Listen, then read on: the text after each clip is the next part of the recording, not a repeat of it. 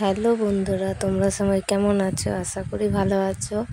তো আমিও ভালো আছি। আমরা এসেছি হচ্ছে আজ রসকুণ্ডু বাবার মন্দিরে। তো এখানে মন্দিরটার নাম হলো বসন্ত রায় মন্দির। তো এখানে দেখো একটা শিব, যে ঘরগুলো দেখছো এগুলো হচ্ছে অনেকের বাতের ব্যথা যারা ভর্তি হয়ে থাকে মানে তারা এই ঘরগুলোনে থাকে।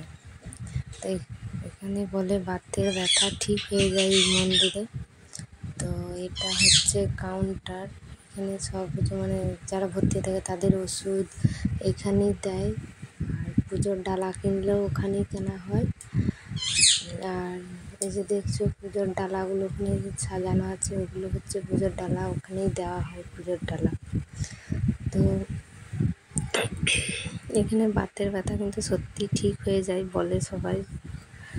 তো চলো মন্দিরটা, এটা হচ্ছে আরচালার চারিপাশটা বেশ ভালোই সুন্দর। আর হচ্ছে এটা হচ্ছে মন্দিরটা সামনে, এখানে মন্দিরটা এটা।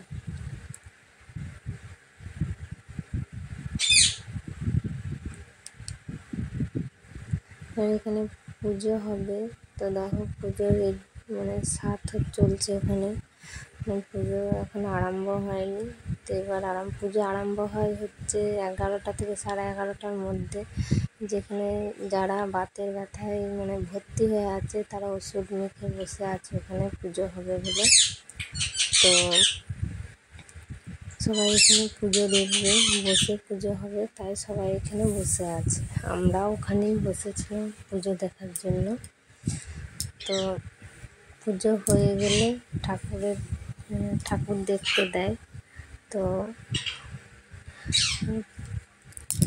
পুজো হয়ে গেছে, ঠাকুর দেখতে ঢুকে